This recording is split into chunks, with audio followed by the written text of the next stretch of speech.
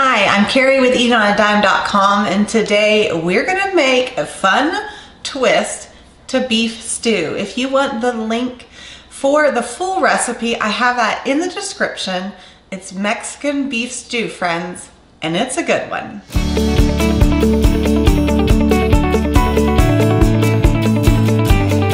Welcome to my kitchen, friends. We're gonna make Mexican beef stew in the crock pot. It's a fun twist on traditional beef stew because it has that Tex-Mex Mexican-y flair, and you're gonna love it, okay? To get the full recipe, I do have the full recipe on our site, eatonadime.com. If you can't find it, I do have the link in the description, but if you can't find it, just drop the word recipe below and we'll send it to you. It's a good one, friends. You don't wanna miss out. So here in my family, we love beef stew. I mean, it's so easy to throw together in your crock pot and you come home and you have this amazing dinner, but I mean, you don't want to have the same thing over and over again. So this is a fun twist on just traditional beef stew. So let's get started. The first thing we need is some meat. Now this hold on, I needed to grab some tongs. The normal recipe says for like chuck roast, but my store didn't have any. And then I'll use like round steak and chop it up, but my store didn't have any, or stew meat, and my store didn't have any. So I am using like, what's it called when they pound them out? Cube steak. And we just chop them up into bite-sized pieces. The recipe calls for 2 pounds, but I have more like 3.5 to 4 pounds here, just because I dropped a piece. Just because I have some hungry teenage boys. And so I don't want to double this complete recipe because they're not a big fan of the potatoes and the carrots. They're a big fan of the meat. So I'm adding more meat to this recipe because the great thing about, sorry, I'm trying not to sneeze. The great thing about eating on a dime, excuse me.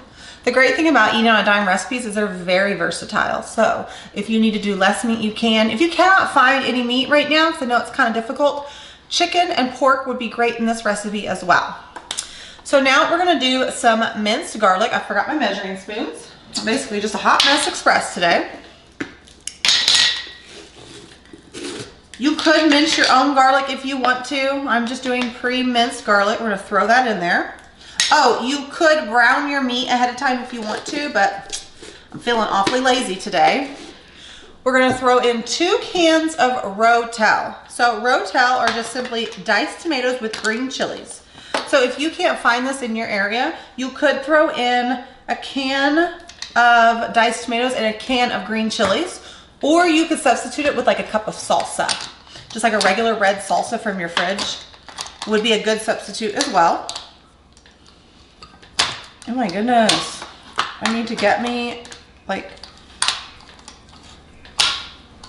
is this just not working today? What is wrong with you today?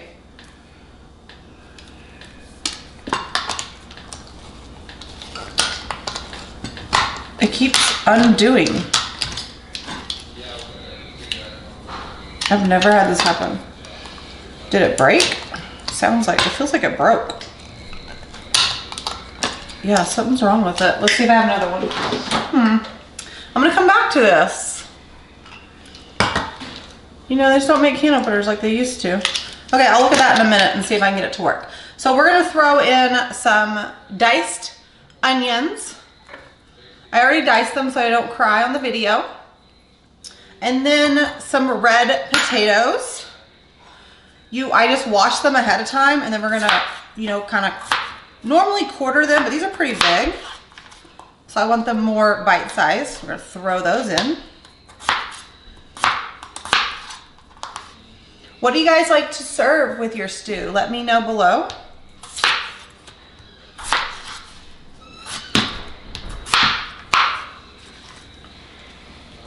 So we're gonna throw those in.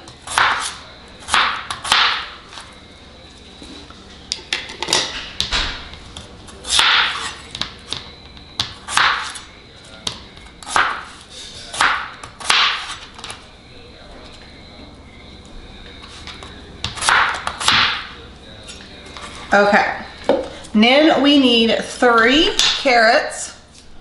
We're gonna peel these.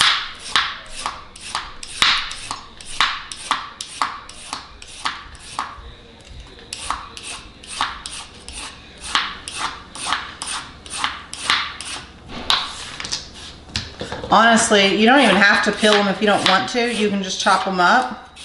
I like to peel them just because I think they look prettier, but really you don't have to as long as you wash them really well. You're good to go.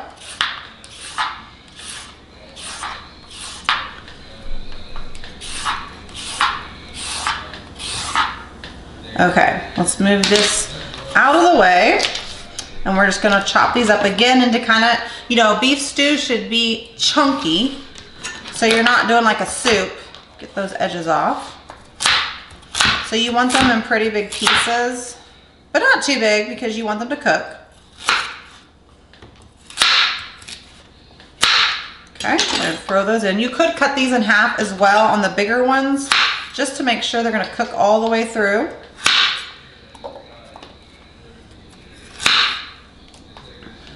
Hopefully when I'm done with this, I can get my can opener to work. That would be embarrassing, right?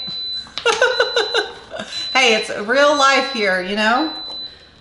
This is a real life with a real kitchen. We're gonna throw in 1 bay leaf.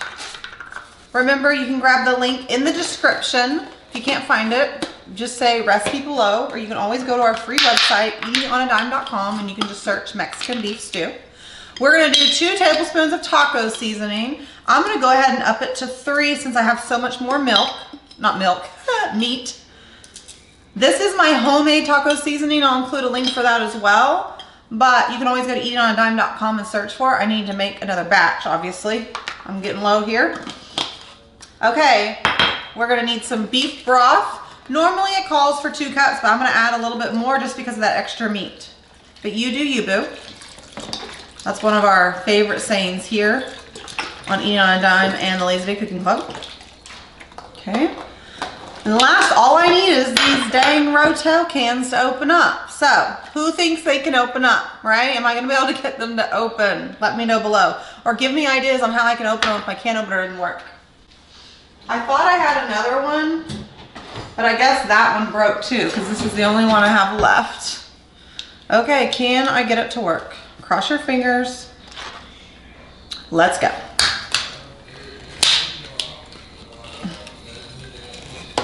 I'm having to push down to get to stay on there. Guys, I'm gonna have to invest in a new can opener. Sad day, right? But I think it's working as long as I push really hard down. Uh-oh, it popped up. Okay. Here we go. Yay, I got one open. This is what's gonna add that Tex-Mexy flair that we want in this stew.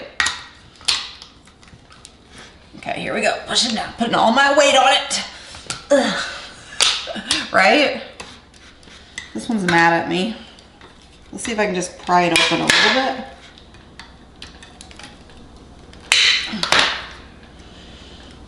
I mean, it's about as good as it's gonna get. Can I get it out? Can I get it out? Yes, it's coming out. Woohoo!